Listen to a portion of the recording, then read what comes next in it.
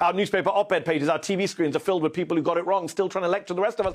MSNBC's Mehdi Hasan called out journalists, including ones that are clearly on his own network, for their BS over Afghanistan. Now, I will play this and comment on why he is exactly right. It's time now for what I call the 60-second rant. Start the clock.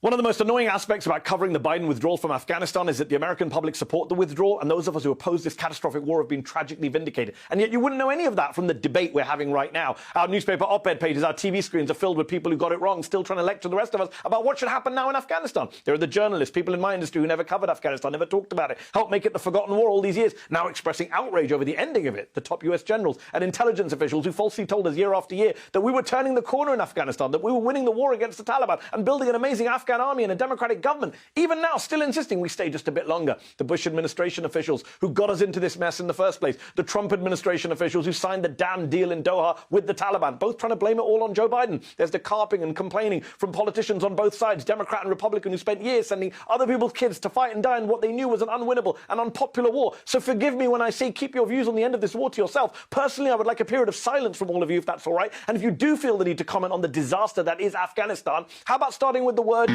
sorry? I gotta say, I am pretty impressed, and I'm even more surprised that MSNBC continues keeping Mehdi Hasan on, as he is really the one clear voice. I mean, him, Ali Velshi occasionally, they're the ones that continue to be on the correct side of history, continue calling out the BS, and here you have Mehdi Hasan calling out his own colleagues. Now, he's not direct, he's not going to name any names, but it's clear if you watch the network who's doing it. And it's basically the majority of reporters on these cable news networks. And I'll give you a couple examples in a second here.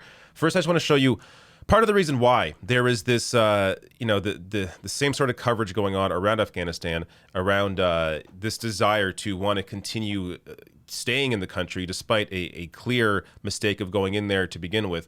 But one of the reasons, of course, is that news networks use retired military brass as war analysts without disclosing their defense industry ties. Now, even without this, it's still an issue. The fact that you have retired generals on these networks, giving their opinion, and that is almost exclusively what the coverage is around foreign policy.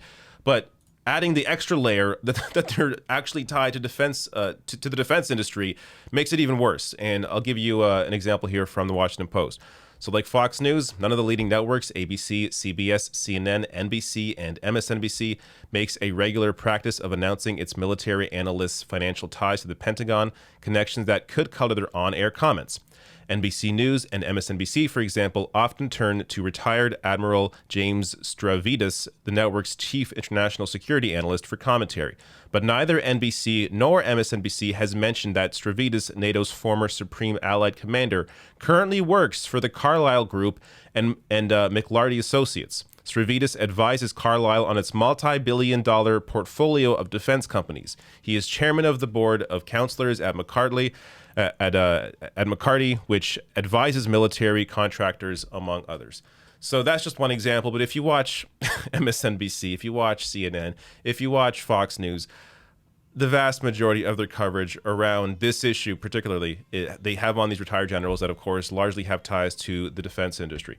Now, there's also, of course, this continued money being pumped into think tanks that then push out that information as well, the same information, the pro-war viewpoint on all these networks. So this is from October 2020. New report shows more than $1 billion from war industry and government going to top 50 think tanks. So that money gets funneled down, and that's how a lot of this propaganda is pushed out. Now, let me give you a couple more examples here. This is, of course, around Afghanistan. For Mediaite, Joe Scarborough pronounces Afghanistan withdrawal a disaster for Biden administration. We can't keep abandoning allies in the field. Morning Joe is probably the worst offender in terms of the coverage of Afghanistan on MSNBC. Another example here, Mika Brzezinski on disastrous withdrawal from Afghanistan. Why not go back in? Unbelievable. Just completely insane.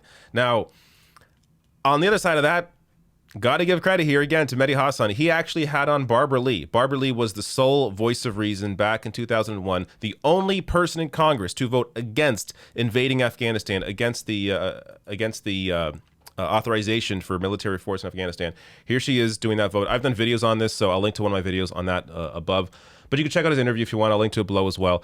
One of the only people, maybe the only person I've seen in cable news that actually had on Barbara Lee to discuss that, as she was obviously on the correct side of history. This is who cable news should be having on. Have people on who called it, we're on the correct side back in 2001. Have those people on. Why would you have people on that got it wrong again and again and again to now tell you what Biden should be doing? It's completely ridiculous. But at least there is one voice on MSNBC calling it out.